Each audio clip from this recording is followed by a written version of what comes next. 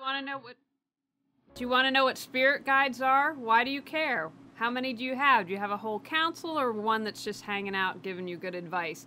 And how would you want to communicate with them? Well, tonight's expert is going to tell us all about that.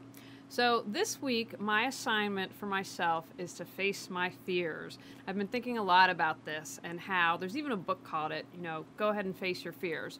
And so I'm going to encourage you to do the same thing this week. What are you afraid of? What can you face? I've talked a lot on this show about the healing process, and a lot of times we think, oh my gosh, if it's so difficult, I'm not going to be able to do this, I'm going to have to relive something that wasn't fun. And that everyone who's been on the show, because many people who tend to do this work have gone through their own spiritual transformation and done a lot of healing, everyone's like, oh my gosh, it's so much better once you get to the other side. And so that's what I'm telling myself as I face my fears this week. So what can you face this week? Do you need to raise your rates? And maybe you haven't because you're afraid that you'll lose business. Is there someone that you need to ask out? Is there someone that you need to set a boundary with? Whatever it is, I'm going to encourage you to take one little baby step in that area and face your fear. And I bet you're going to feel better once you do that. And remember, however it plays out, it's all good and it's all meant to happen as it should. So let me tell you about tonight's guest. Tami Urbanek is a medium, clairvoyant, advanced Tai Chi practitioner and radio show host for Journey for Truth. She spent over 12 years working in public and private education and earned a BA in psychology, a master's in special education, and a master's in public administration from the University of Colorado at Colorado Springs. She serves as a board member for the Universal Education Foundation and runs workshops for women and adolescent girls in finding personal and female empowerment. Tami believes empowerment is about throwing away non-serving beliefs, guilt, anger, depression, and embracing joy, laughter, passion, and excitement for life. Tami, her husband Robert, daughter Bethany, and grandson live in Colorado and enjoy traveling, skiing, and simple trips into the mountains. Welcome, Tami! Thank you so much. I'm glad to be here very much. We're glad to have you. So let's get started. What are spirit guides? Well, in my experience, spirit guides are deceased individuals who you as a soul, you have chosen who you want to assist you on your journey. We have many aspects to our bodies. We have our physical body, our mental body, our emotional body, and so forth. But we have also higher aspects to that as well. That higher aspect knows what your journey is going to look like, the family you're going to choose, the place that you're going to be born into, the time frame that you're going to be born into, the culture you're going to be born into. And with that understanding, you choose who you want to assist and guide you throughout your life. And that is their purpose. That is their job, to guide you. It's never to jump in and fix anything for you. It's never to tell you you have to do X, Y, and Z. It's never to stop you from making a painful choice. It's to guide you. It's to give you suggestions. It's to tell you, maybe this isn't the best choice to make, or maybe this is a repeat of an old choice, or maybe you should look in this direction. And then it's always up to you as to whether you decide to listen to that advice. Now, Tami, when do we choose our spirit guides? Is it prior to coming in, or birth, or when we are at an age? Like, for instance, I was very close to my grandmother. I don't feel that she's a spirit guide, but she died, it's been, 8 years now? So it'd be awesome if she was, but is that something that as an adult, if she passes and I could say, hey, come on, I'd like you to be my spirit guide. How does that work? In my experience, the choosing of your guides happens prior to physical birth. Okay. But that doesn't mean that certain individuals won't become your guides later on. Now, to have a relative become as your guide, or, meaning have a deceased relative become your guide, that's pretty rare. That does not happen a lot. It can, but it does not happen a lot. What can happen many times is you choose your higher guides. And higher doesn't mean better than, less than, or anything. It simply means that you've chosen them to assist you throughout your journey. Then throughout your journey, throughout your physical life, you can have a temporary guide, a guide that comes in to assist you for a very specific purpose or a specific period of time. And that guide then can stay for a while and move on, or that guide can come in later and stay throughout the rest of your life. It's always about choice and what you choose for the assistance that you want for your life. So, are spirit guides, could they be people that have incarnated as humans, or can they be higher beings? We've always heard of the higher life forms, or what's your experience with that? In my experience, guides have been human. I know that some people state that guides can be angels, guides can be animals. I'm not going to say they're right or wrong. All I can say is that has not been my experience. What has been my experience is that certain individuals will have guides who know and understand more about life and the evolution of life and spirituality. And there can be guides who have a very, very high level of consciousness, a very advanced way of thinking, a way of coming across, versus another person's guides where they still come across beautifully and can offer wonderful advice and information. They don't come across in the same way. So does that make sense? Mm-hmm. Now I have a question. How many spirit guides do we have? And you just mentioned that they're temporary guides. So maybe if you're in a challenging time in your life, does that mean maybe you'll have some more guides that come to support you?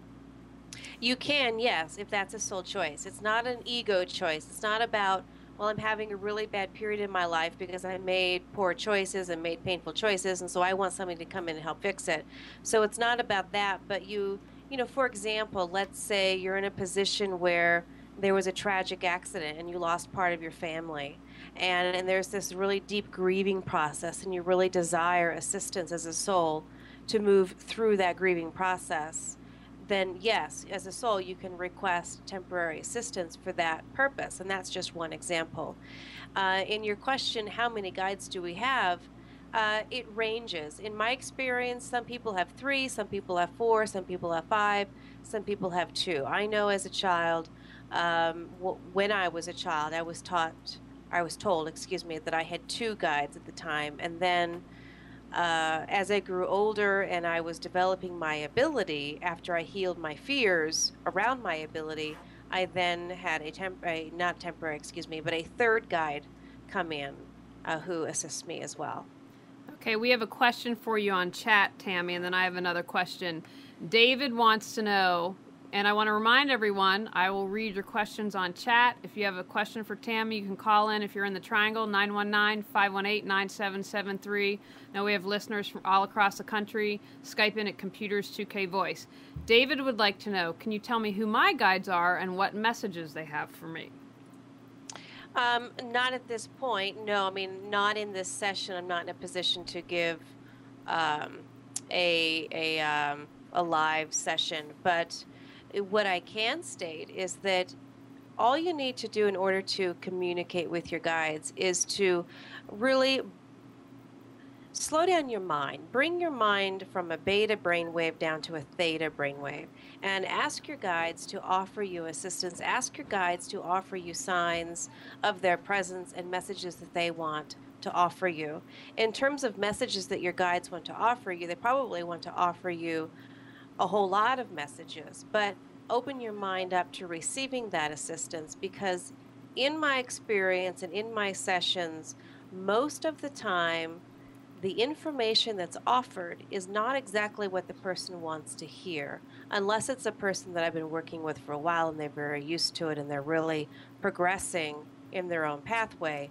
But a lot of individuals don't want to hear what their guides have to say because it's either uncomfortable or the person carries a belief that they can't heal it, and so they just don't want to go there. And that's usually what restricts the person from receiving the information from their guides. So open yourself up to that. Sometimes I tell people, ask your guides, make the request to show you a color that represents them. Ask them to give you a particular feeling, whether it's an emotional feeling or a physical sensation that will indicate their assistance. Well, I have a question for you, Tami. You mentioned earlier at the beginning of the show, is there a difference? Would you say there are angels and spirit guides? Because I love angels, and I feel there are angels around me. I don't know if I totally believe and I'm open to spirit guides, but what I would call what I feel around me are angels. So can you have angels and spirit guides? Angels are, the term angel means messenger. So angels come to deliver a message. Guides, their purpose is to guide you throughout your journey of life, and that's not really the purpose of angels. They can offer you a message, but it's not really their job to guide you. And so, in my understanding, what I have learned, what I have felt and experienced, yes, there are angels, and then there are guides. So let's talk a little bit more, because one of the reasons why I do this show is to empower people. You know, it's great if they want to see you, but my goal is they find something that works for them and they take action and do something to heal themselves or move their life forward. So just say someone who's beginning, so they could sit quietly. Would that be your suggestion? Or meditate, or like you said, to start off, ask for a color, ask for a feeling? And is that something, if they do every day and they build upon that, then ask for guidance? What would you suggest for that? I would suggest first being open to the information that your guides want to offer you, because as I stated before, a lot of people become very resistant to the information, not always consciously resistant, but can be subconsciously resistant. So looking at your own level of resistance, and the way you can do that is looking at an issue that has gone on and on and on. You know, let's take the example of anger. And you always seem to have this level of anger. And maybe you attach the anger to a parent when you're a child, and then when you're older you attach the anger to somebody else, a coworker, a boss, a spouse, but that anger remains. Well, that's an ongoing issue, and that indicates that there's resistance to really healing the issue and looking at the core of the issue. When that indicator is there, that also indicates that you're resistant to hearing the information from your guides, because your guides have been with you throughout your whole life, and they've been offering you suggestions throughout your whole life in how you can look at that issue. So my first suggestion would be look at your level of resistance. Then quiet your mind and allow yourself to feel your guides. Many people want to intellectualize their guides. Well, what do they look like? Where are they from? How many do I have? What are their names? Don't intellectualize it, just feel it. Feel the assistance that's always available. One other area I will mention before I forget is many people assume that if they ask for too much assistance from their guides or others in the energy of light, if they ask for too much assistance, that they're going to run out. And here's what I want to really stress with that. The more you ask for assistance and the more you receive assistance, or excuse me, the more you accept assistance, then the more you receive assistance. If you ask for assistance and you refuse it for whatever reason, it's inconvenient, doesn't look like what you want it to look like, it's not comfortable, it doesn't matter what the reason is, then that assistance will begin to slow down because you're resisting it. But the more you ask for it, the more you receive it, the more is going to be offered. Okay, excellent. Tam, we have a couple questions. I think I just want to be clear. I think you and I are on the same page, but people have asked if they call in instead of chat if you're going to give readings. And, you know, we've talked that this is about spirit guides tonight, but I do want to ask, since a couple people on chat have asked about that. I will in just a couple of minutes. There's a parameter that I need to set in making sure that the information that's being offered to me is from the person's actual guides. Okay. Because people can have what's called fake guides, or rather, more specifically, individuals who are deceased and they pretend to be a person's guides. I'm very aware of that. I'm very particular about that, and I'm very careful about that. And I won't tolerate that. And so that parameter must be set so that there's no interference. Okay, well, we can ask questions until then. So someone asked me, what is a twin flame, and if that's a spirit guide? Can you talk to us about that? You know, I've heard a little bit. I've heard that phrase a few times twin flame, and to be completely honest, I'm not exactly sure what a twin flame is. I haven't looked it up. I don't read a lot of books on spirituality. I've learned spirituality through my own upbringing, my own childhood, my own family, and then I just live what I was taught. And so I haven't read a lot of books. So I don't. What is a twin flame in your definition? And then I can go from there. What my understanding of it is, and just having a conversation with it with someone recently, is it's literally a soul that's been split.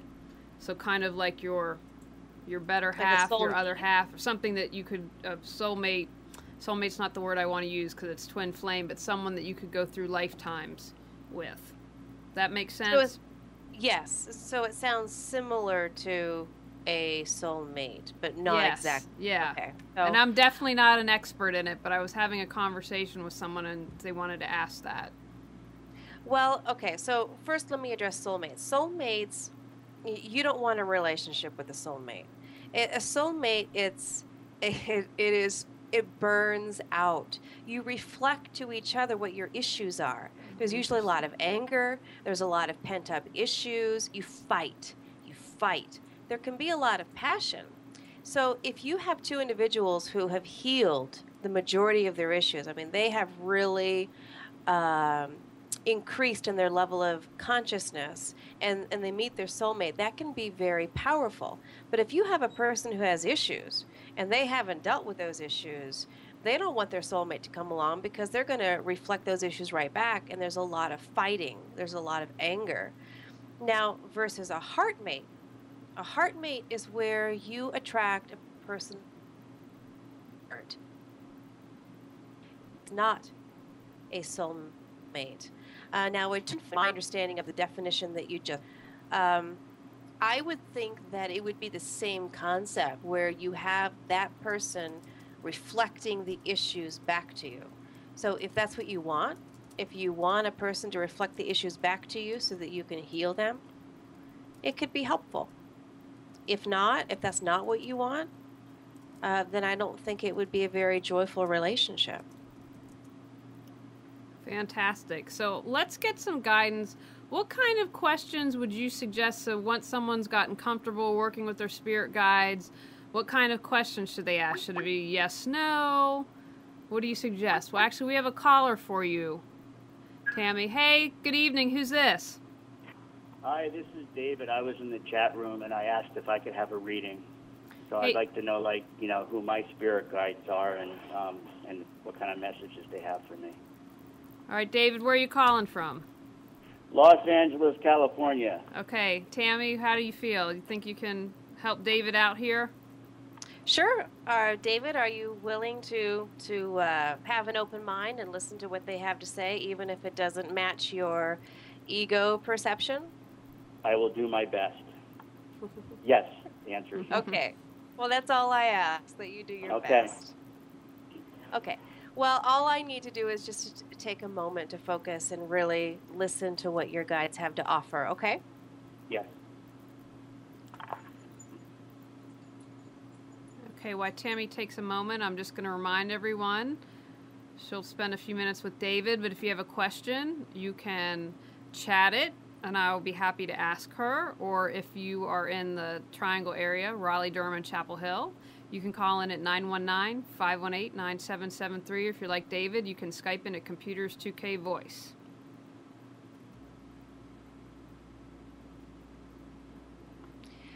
David, the first area of concern that your guides are bringing up has to do with your father, and it has to do with proving energy, and it has to do with competition energy.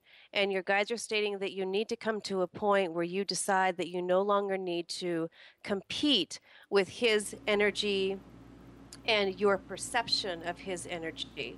You need to really be clear on the ages of 10 through 12 to assist you in understanding why that competition energy is there and why you perceive that you need to prove yourself as good enough. Your life is not about needing to prove yourself as good enough. You already know that you're good enough from a higher perspective, but you carry this subconscious belief that you need to prove it, that it's part of your pathway, which they're stating is very, very, very false. It is not part of your pathway to prove that you're good enough. But they have more information. They're also stating that you carry a fear of females, a fear of women, and you need to look at why, and you need to be willing to look at your fear of sexuality. You need to look at what the definition of sexuality is without making assumptions and presumptions. Again, they're stating you need to look at your fear of sexuality and you need to be willing to be yourself. They're stating, do you understand? And when they make that statement, they're actually not understanding if, or asking if you understand it mentally. They're asking if you understand it, the depth of what they're trying to convey to you. Is that a question? Well, I'm just hearing it now. It's I don't know what to think. I'm open. So, what is my pathway full with? What is your pathway full with? Is that what your question? Well, it says pathway is full. So, and it's not. It shouldn't be filled with thinking about my father, or be competing with my father. It should be my pathway is full. What is it? It's not that it shouldn't be about competing with your father. It's that it's not helpful. Okay.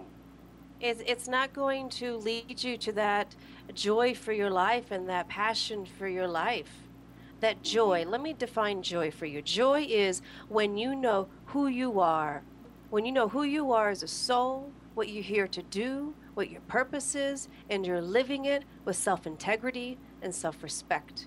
That is true joy. True joy is not always walking around with a smile on your face. True joy is when you know who you are and you have no doubts. Okay. And it doesn't matter that my father's passed away. It does not matter if your father's passed away, because the energy remains. The issues that were created, the energy remains. A wonderful teacher named Jonah makes a statement, whatever was, still is, until understood and healed. So it doesn't matter what issues were created. It doesn't matter if an issue was created in utero. If you don't heal it, it remains. It doesn't go away by itself simply because time has passed. Mm-hmm. And the part about sexuality, I don't really, I mean, when I think about sexuality, I think of like, heterosexuality or homosexuality, and I don't think I'm gay. So. No, and that's a mistake that a lot of people make, that when they hear the word sexuality, they think of the standard homosexuality, heterosexuality, bisexuality, and so forth. And it's not about that. It's about understanding your own personal sexuality. And what your guides had brought up was that there was fear around understanding your own sexuality. That doesn't mean that you're gay or heterosexual one way or another. In some people's sessions, it does mean that, but it does not mean that in your session. What they're stating is you carry a fear around expression, and that's the word they're using, expression of your own sexuality. They're stating you don't understand your own sexuality, and that comes from the place of not understanding who you are, because you carry that energy that is linked to your father. And it's not about making your father good, bad, right, or wrong. It's never about that. It's only about understanding the connections so that you can work at healing the core issues. And your guides feel that for you, the core issues reside around competition. Wow, this is more than I bargained for. So, all right. So what is expressing my sexuality? That's like I don't really know. How is that going to look? If I'm fulfilling my sexuality, how is that supposed to look?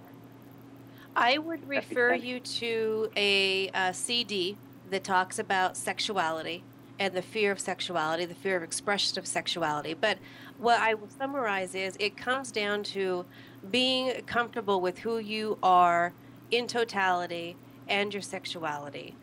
The CD message is titled Sexuality. pretty obvious. And the website that you can go to is www.jonalifeinstitute.com. You can go to their products tab and you can look up that CD. I think it's like $16 plus shipping. And it discusses the issue of sexuality and the judgment of sexuality. And that is the piece that your guides are bringing up for you specifically, is the judgment of sexuality and the withholding of your own personal sexuality that needs to be addressed for you. That does not apply to everybody. Okay, just I don't want to take too much time. Just who are my spirit guides, though? I mean, what do they look like? What are their names? Where they come from? Okay, mini reading. We appreciate it, David, if Tami wants to answer that, but we want to make sure we get other questions and other callers if there are any. What I will tell you real quickly, David, is that you do have 3 guides. What I will state is that 2 of them carry male energy. Wow. And it's important that you be more comfortable with male energy and to allow them to assist you with that if you do. No, you cut out a little bit, but okay, sounds good. Thank you for calling. We appreciate it. Thank you very much. All right, bye-bye. So, Tami, that brings up an interesting thing, just hearing you and guidance from his spirit guide. So, as we were starting to talk about earlier, when you're starting out, yes-no questions, or do you just simply say, what's your guidance for me? What's your advice? How should someone phrase a question? What types of questions should they ask? Well, my first advice is that when someone comes to me for an appointment, they just sit down and let me talk. I once had a person, I've had a few people, I guess, ask me, well, do you want me to, give you my background? And I say, no, please don't do that. And then I had one person recently ask me, well, do you ask me a lot of questions ahead of time? And I said, no, I don't do that. What I do is that we sit down, whether it's Skype, in person, or over the phone, and I just offer the information that your guides want you to know. And they're going to offer the information based on what they feel you need to hear. Your guides, they know more than you do. They know what the issues are. They know when the issues were created. They know how the issues were created. Your higher guides, meaning not necessarily a temporary guide that comes in when you're 20, but your higher guides will know that information. And that's one of the parameters that I set, as I stated earlier, is that only the guides who have the information based on your life are allowed to offer the information. And that is one of my rules. And I'm not really demanding anything of a person's guides, but setting up the rules of my session. And that's exactly what they do. They offer the information based on what's going to be most effective in the healing process for the person. And then it opens up for questions. The person can ask questions that they may have prepared. I don't tell them what to ask. I won't make comments on they should ask yes or no, or they should ask more in-depth questions. I would only state, ask the questions that you really want to know the answer to. Because if you ask questions and you don't want to hear the answer, you're going to be disappointed. That's great advice. So let me ask you this. I used to have a friend that would often say to me, well, my spirit guide said about you. Now, to me, that seems like, I think that's what I would call a spiritual law no-no. I mean, I would think spirit guides might advise you of your friends or whatever, but they would never say, hey, you tell your friend or someone else outside of you this, this, and this. I mean, for me, it was obviously she was trying to manipulate me, but what are your thoughts on that?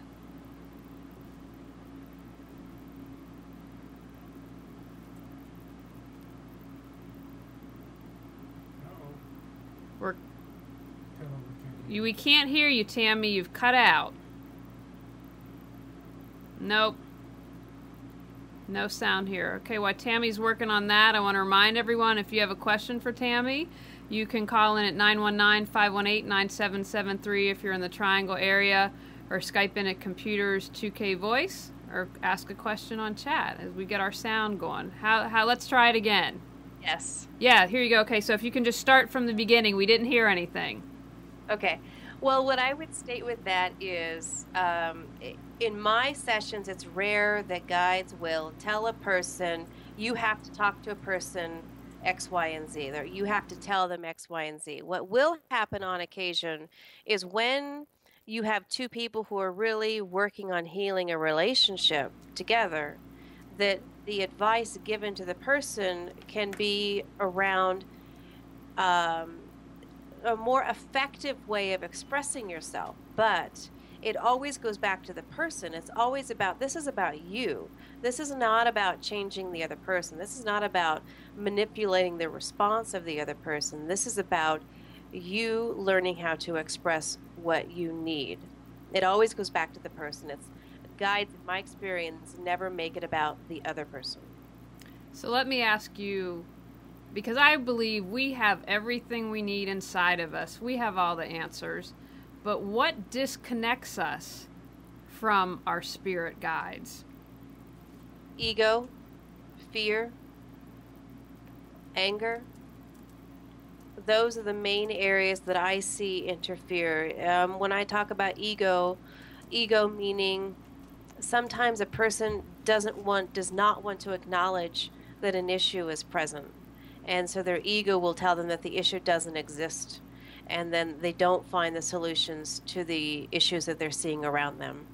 Kind of like you were talking about earlier, saying, hey, have an open mind, because if you don't want to hear the answer, because you might not hear what you want to.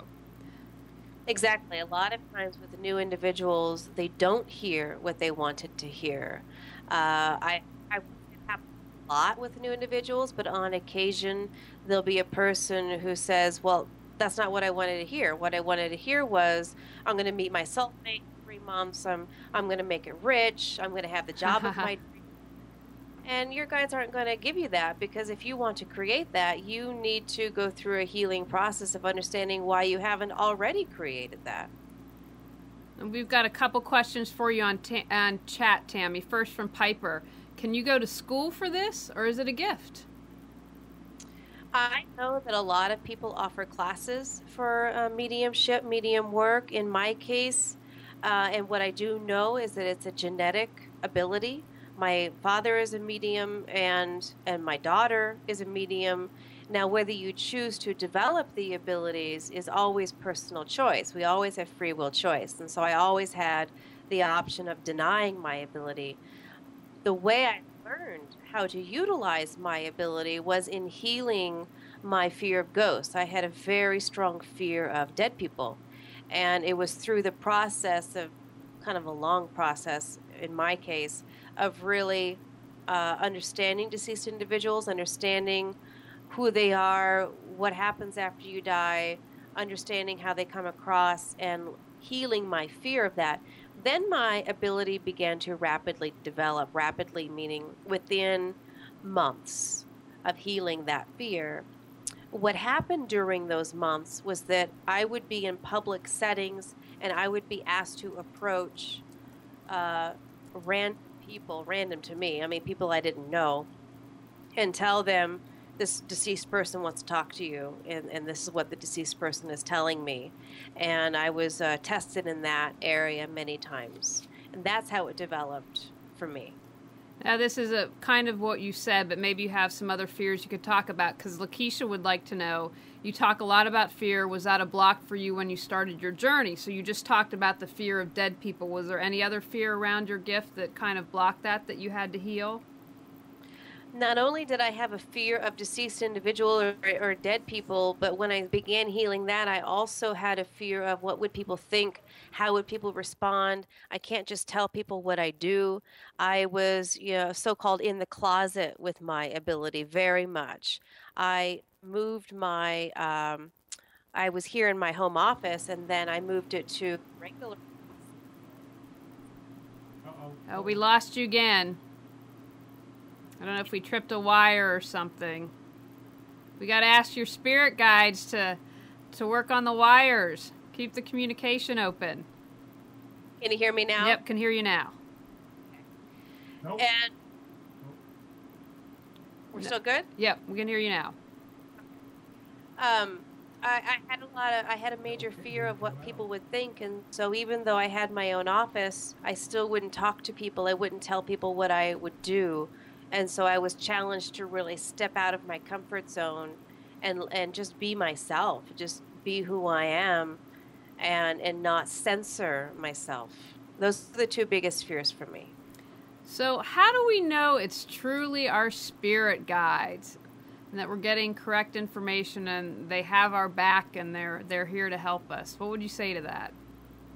I think that's a really good question because there are a lot of deceased people who like to play games. They like to pretend to be someone in someone's guides for whatever reason and cause issues.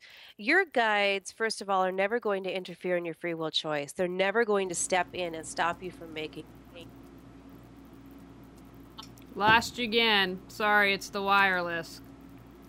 You hear me now? Yeah. You suggestions, but they're not going to tell you what you have to do, and that's a very important discernment. If you have somebody in the non-physical telling you, you have to do this or else, that is not your guide, and that is not your guide. And if you have anybody telling you, I will take care of you, I will heal you, I will take away your pain for you, that is not your guide. That is not somebody who has your best interest at heart, because that person or that non-physical person is saying, you don't have what it takes to heal yourself, and so I'm going to come in and I'm going to do it for you because I don't respect that you have what it takes to do it yourself. That is not a person who respects you or a non-physical person who respects you. Your guides will respect you, and they will respect your free will choice. They will tell you what you don't want to hear at certain times, but they'll do it with compassion, and they never, ever judge. Okay. That's why they're guides. They don't judge. It's a good lesson for all of us here on Earth. Sue Jean wants to know, have you had any experience with aliens?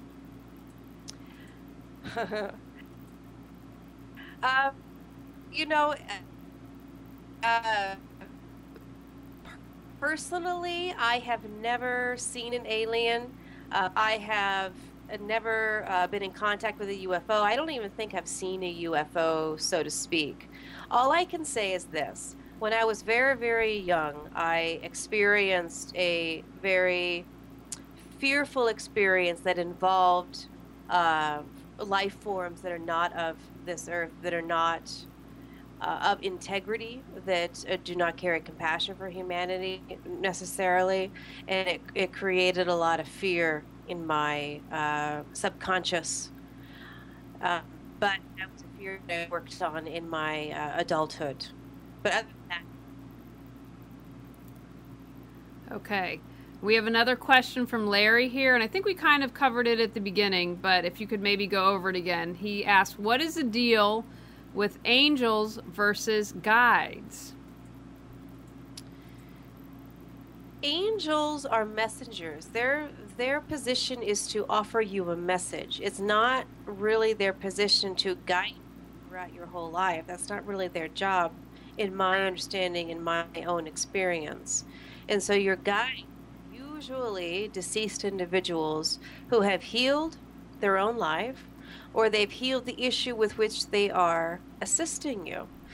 So if you have an issue with anger, you would probably have guides, most likely on our own. I would say you would have guides who have healed any and all anger, that they may have experienced anger at some other time frame, but they've gone through the process, they've healed it, they know the evolution of life, they know the evolution of the healing process, and so therefore they can assist you with that knowledge. Whereas angels are messengers, and I know that religion has taken angels and really made them into something that they're not.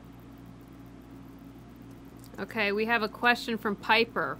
She says she has a fear of dead people, but lives next to a cemetery. Is it okay to talk to dead people? Whether or not it's okay, I guess. If you want to communicate with deceased individuals, you need to remember this.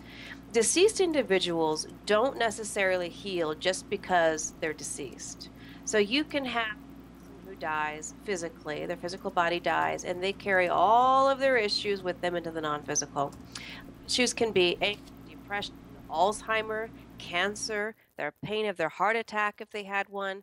Whatever issue they had, they can bring with them into the non-physical. So you are communicating with a deceased person. We're losing you. You're going in and out. Nope. All right. There, that's better maybe. Yeah, that worked.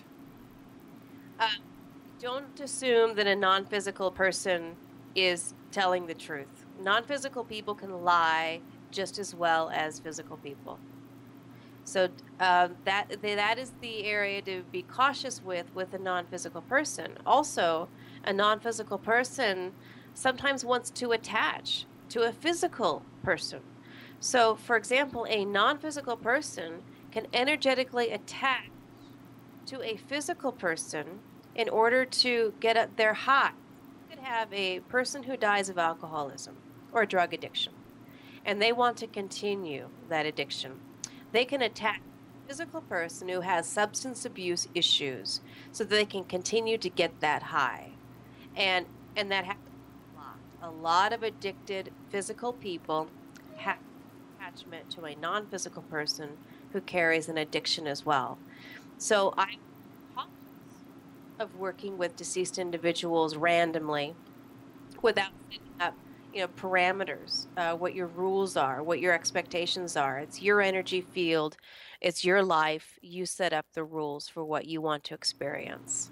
Okay, we have a suggestion from Larry that if you put the mic next to your lips, that might help. But it looks to me like it's next to your lips.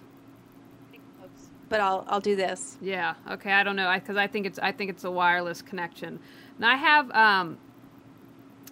have read, or maybe it's because I saw, what was that great movie, Heaven Can Wait?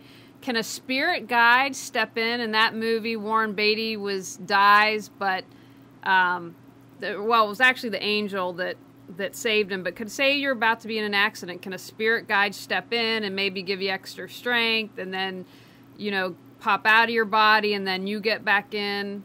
Have you ever heard anything like that? No, not in the case of spirit guides actually entering your body. For something like that to happen, there needs to be something very, very, very specific going on energetically for that to occur. If your guide just pop in and out of your body, your physical body wouldn't survive. It can't take that type of change energetically. It would just deteriorate. So your guides wouldn't do that. What your guides can do, though, is warn you. They can tell you and give you the feeling that, look, if you take this journey, whether it's a journey of 5 miles down the road, there's going to be an accident. They can offer you these feelings and warnings so that you can avoid certain types of accidents. They will never stop you from killing yourself because that is interference in your free will choice. However, they can warn you about, this is the direction you're heading, this is the reality you're about to create, but they will not actually interfere. What they will do is, if you do decide to kill yourself, they will offer you guidance, assistance after the event has occurred. But what usually happens with suicide individuals is they are so wrapped up in their mental and emotional pain upon that suicide that they don't see their guides, they don't hear their guides, and they don't receive guidance as a result, and they feel very stuck and are stuck in a reality that is very painful. The same can be said for a car accident or any type of traumatic event that was very unexpected consciously. Let me ask you this, because you said about the specific energy. Do you know what a walk-in is? Have you heard that term before? I had always heard that Anwar Sadat, some people in the spiritual world believe he had a walk-in. And my understanding, and please correct me if I'm wrong, is, and I don't know if spirit guide's the correct term, but you have a person, their soul is released, and someone walks in to take over that body, because they talk about how he was war and then all of a sudden he completely changed. And so that's why a lot of people believe he's a walk-in. So is that something that a spirit guide, was that perhaps a spirit guide that did that? I'd love your thoughts on that. I would say, I guess it's possible that a spirit guide could do a walk-in, but I would doubt it. A walk-in is where you have made, in my understanding, you have made a pre-agreement with somebody for that exchange of the physical body. My father actually experienced the very same thing. My father had a drowning accident in Hawaii in 1980. When he came out of the coma, he was completely had total amnesia and didn't remember anything. And it was because there was an exchange of a soul using the same body. My father is a medium, and he's been a medium since the 80s, where um, the physical personality prior to the event was an atheist. He had no belief in spirituality in any way, shape, or form. He was a land developer. He wanted to make money. And he would have made millions of dollars had he continued to be a land developer. But that time has passed. And so that beginning of a walk-in, where there has been a pre-agreement of a soul exchange, where the same body is being used, but for a different purpose, different reason. And it does. Okay, I have a question on something you mentioned earlier. You talked about, a spirit guide might give you heads up. Hey, 5 miles down the road, watch out, potential car accident. What's the difference between what I would call our intuition, a gut reaction, and a spirit guide? Or when I have that sensation, or I know, here's an example that happened to me. I was in Los Angeles driving once and I heard get over. So I was so startled, I listened to it and I got over, and the car in front of me smashed into the car. It would have been me. So again, in that, just trusted that. Is that my intuition? Is that a spirit guide? Who is that? It can be a mixture of both. It can be your intuition coming from your higher mind, the higher aspects of you that knows information ahead of time. And it can be your guide. It can be a mixture of both at the same time. But it's definitely assistance is being offered. The same thing happened with my daughter and myself. I had a dream a couple of years ago. I had a dream that we were on the interstate, and she was driving. She was 17 at the time, and I was the passenger. And we were, driving 75 miles an hour, and traffic was stopped, and she wasn't stopping in the dream. She was just right, crashed head on. I woke up, and I thought it was a symbolic dream. But I later learned that it was not. It was actually a message that I had received. I did not consciously remember the message, and so it formed a dream for me to give me a warning. Well, I did not listen to the warning because I thought it was a symbolic message. And not too long after that dream, approximately 3 weeks, we decided to go see a movie. And I made all of the choices. I said, let's go to Starbucks and have a coffee at exactly this time. And when we're at Starbucks, let's leave exactly this time so we have time to get on the interstate and go up to the movie theater. I made all of those choices.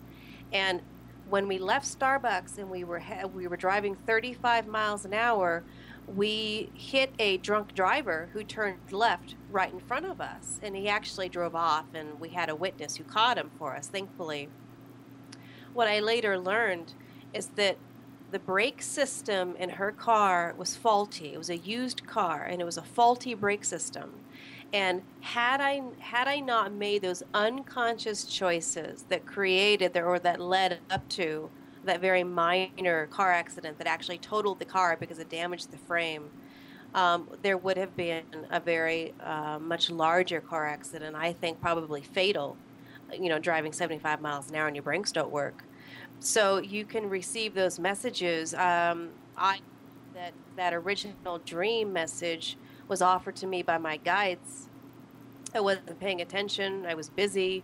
And then it came through in a dream, and I still didn't listen, but I still made choices from a high aspect to lessen the damage, lessen the accident, and not create injuries. Nobody was injured. Okay, we have a question on chat from Linda. Can being a medium make you money on predicting stuff like sports? What say you? Not for me. Not for me at all. I don't know about other mediums. Being a medium is where you can connect people with those in the non-physical, whether you're guides or deceased individuals. And then you can be psychic. I am psychic. Psychics are those who can tap into people's mind fields. But even that, it can be difficult to really make strong predictions because people always have free will choice and things change. So in regards to that, I would never even attempt that at all. Okay, so we've talked about how spirit guides can help us. Can spirit guides do anything like help create synchronicities in our life? Maybe if we need to meet someone, or whether it's career, job, whatever it is, can they kind of nudge us or do things? They can nudge you. They can tell you that you need to work on very specific issues from your childhood that prevents you from meeting certain individuals. They can tell you that you have missed opportunities from your younger years that you can recreate as future opportunities. They can tell you that you are on the pathway to meet a specific individual. I have had sessions where a person has been actually told the physical description of the person, but I would say that that is not common. That's not common at all. What is common is a person is told, if you want to meet a partner, a harmonious relationship partner, then you need to create that within yourself. Here are the issues preventing that. Here are the ages that you need to look at that are preventing that. Here's why you're doing it, and here's how you can correct it. Okay, could we have had past lives with our spirit guides? Could there be a connection? Okay. Many times. And then could there be a human spirit guide? For instance, I've met a few people that I would describe as being angels on earth. There's just this etherealness to them that what reminds me of an angel, or is a spirit guide completely non-physical. They're not here hanging out with us. Your guides are going to be in the non-physical, though they're aware of, at least in my experience, they're aware of the issues going on. So they're kind of hanging around, but there's always that element of privacy. Okay, and then what is the one thing, and you touched on this, but I think this is really important. Well, I guess I want to ask two questions.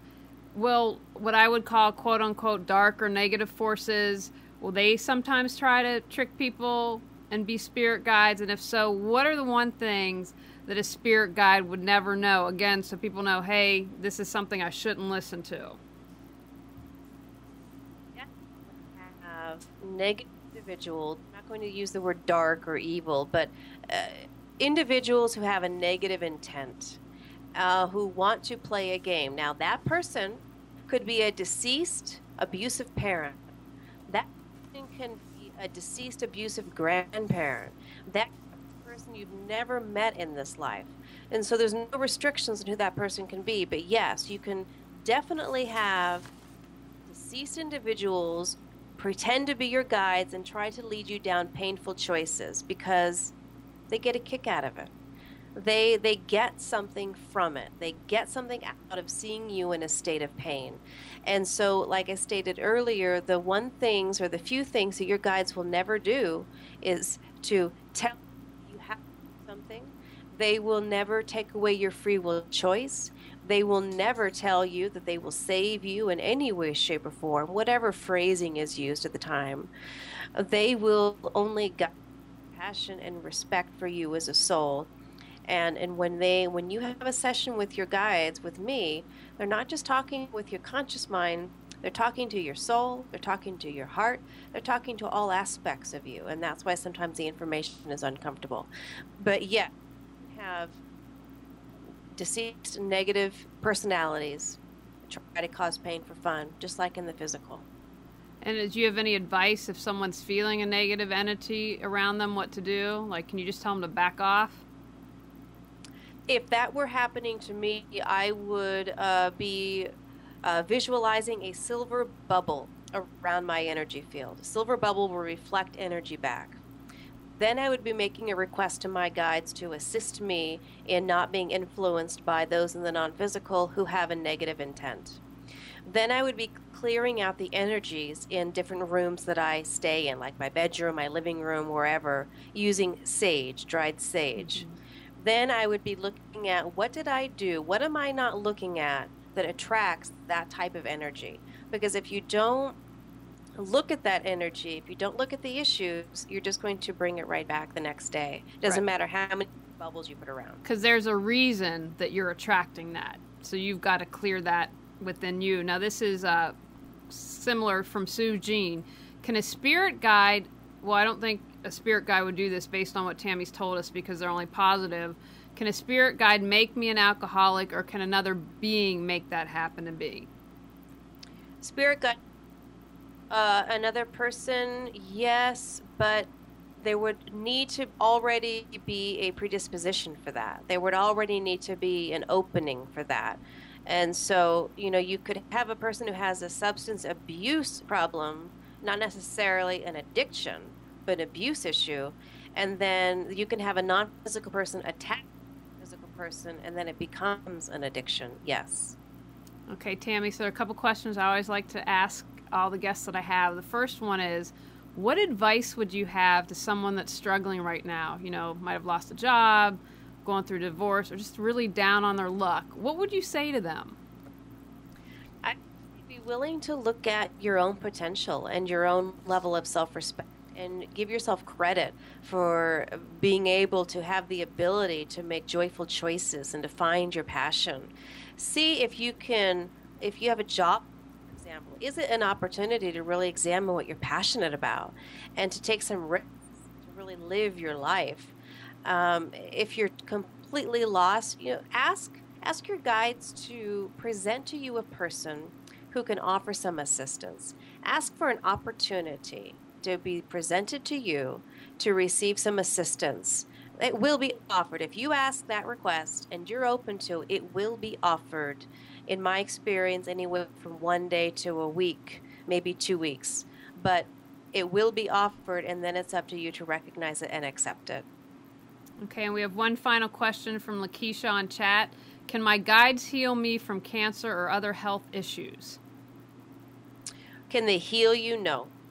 They can guide you in the direction to help you understand why the cancer was created, how it was created, how long the predisposition may have been there, or a genetic weakness has been there, what you can do to overcome it and heal it, the disposition. But heal you? No. Okay, and then my final question for you is, what one step can people take? It's right after the show, before they go to bed, first thing tomorrow morning. What can they do to be proactive and get off the couch and reawaken their brilliance?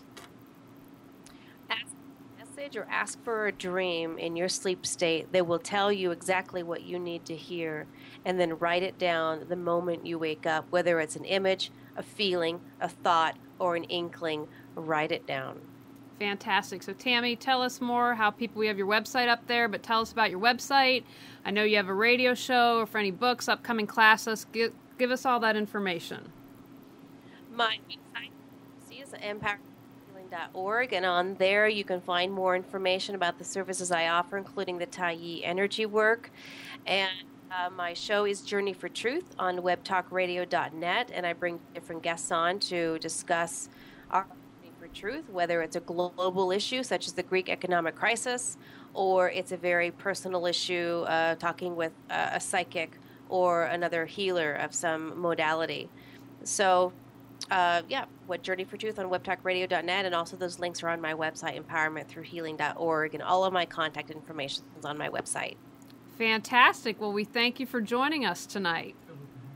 Thank you for having me. What's that? Hang on. We'll be with you after the show. Okay. And I want to remind everyone here, we'll see you next week. And if you have a moment, look to the left. If you're on Facebook, we need your vote for a grant and would really appreciate it. It's just an opportunity for us to get our grant reviewed here for everyone and all our shows on Nissan Communications Network. All right, everyone. We'll see you next week. Bye now.